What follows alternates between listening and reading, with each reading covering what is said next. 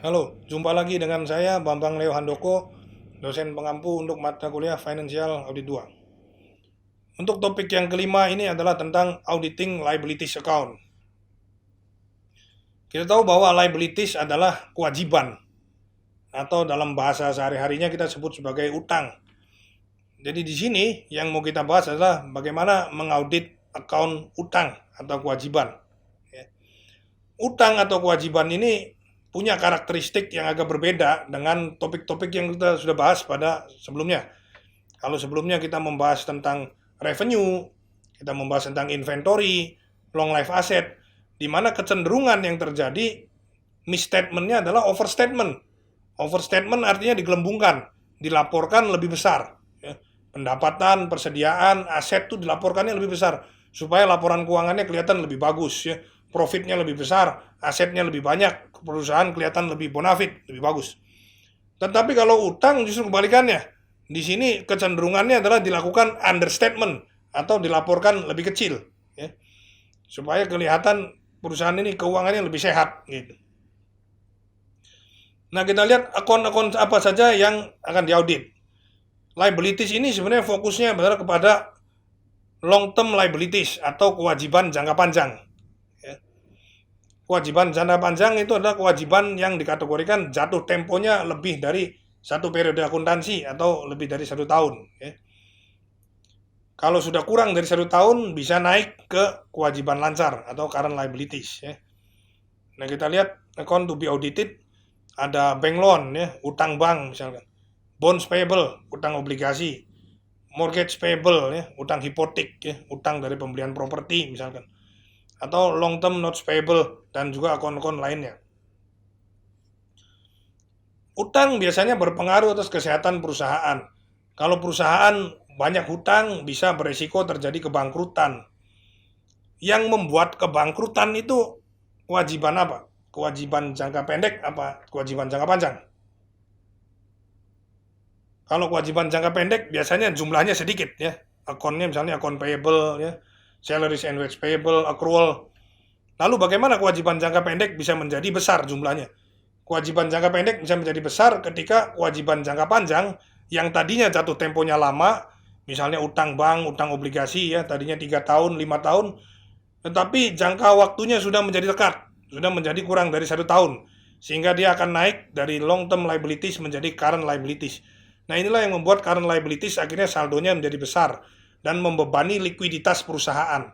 Kalau sudah seperti ini, maka auditor menyatakan bahwa ada masalah dalam keberlangsungan hidup perusahaan, substantial doubt about going concern, ya, sehingga berisiko terjadi kebangkrutan. Maka tadi perusahaan cenderung untuk melaporkan kewajiban dengan jumlah yang lebih kecil. Kewajiban ini cenderung dilakukan understatement. Audit prosedur to be conducted. Prosedur audit apa aja yang kita lakukan? Misalkan review dokumen regarding the debt. Kita melakukan audit, ya, inspection of dokumen yang berhubungan dengan kewajiban tersebut. Ya.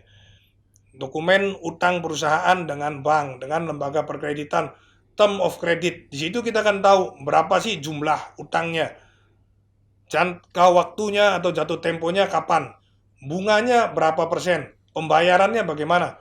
Ya, kalau obligasi bisa annually, semi annually, ya, 1 tahun sekali, 1 tahun 2 kali, kemudian bunganya berapa besar.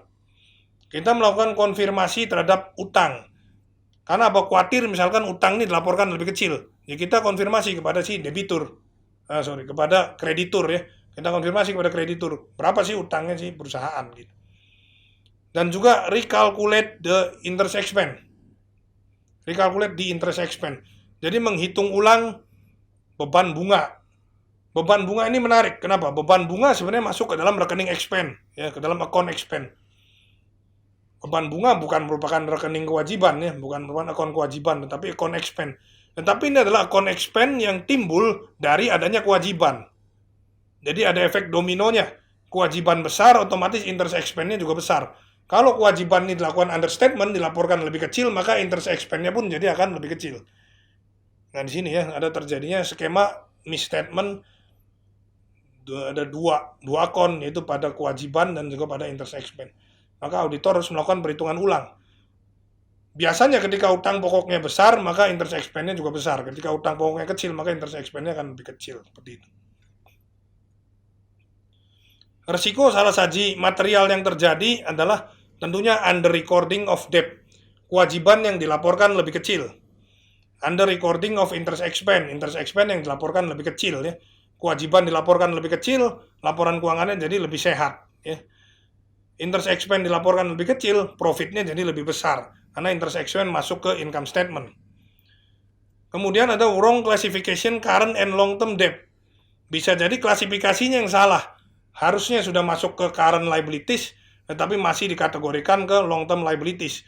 Maka tadi, seperti yang dikatakan di awal, kita mesti tahu term of payment-nya, jangka waktunya kapan nih dari kewajiban ini. Kalau jangka waktunya sudah kurang dari setahun, ya harus masuknya ke current liabilities, tidak boleh ke long term debt.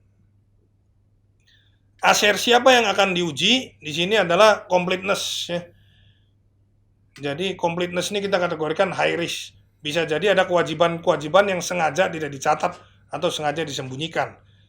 Kalau existent justru low risk. Kenapa? Karena jarang perusahaan ya mencantumkan kewajiban yang sifatnya fiktif. Gitu. Kalau aset fiktif, oke. Kewajiban fiktif jarang ya. Kewajiban tidak ada sama dia dianggap ada, itu jarang sekali. Nah, kita lakukan namanya analytical procedure atau auditor menghitung rasio yang berhubungan dengan kewajiban. Misalnya long term debt ratio ya, rasio kewajiban jangka panjang.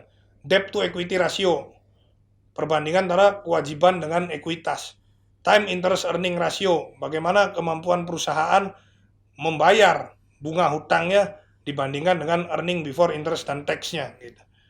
Setelah kita dapat rasio tersebut, kemudian apa yang kita lakukan? Kita compare, kita bandingkan antara perusahaan klien dengan perusahaan sejenis, kompetitor dan rata-rata industrinya gitu. Kira-kira angka yang didapat itu wajar atau tidak, masuk akal atau tidak. Kalau tidak wajar, bisa menjadi adanya gejala terjadi misstatement atau salah saji seperti itu. Ya. Karena kalau misalkan terjadi misstatement, kewajiban itu diperkecil, maka rasio-rasio ini nilainya akan menjadi lebih besar, akan menjadi lebih bagus seperti itu. Oke ya, jadi demikian tadi teknik-teknik audit yang bisa kita lakukan untuk mengaudit liabilities account. Oke, terima kasih dan selamat belajar.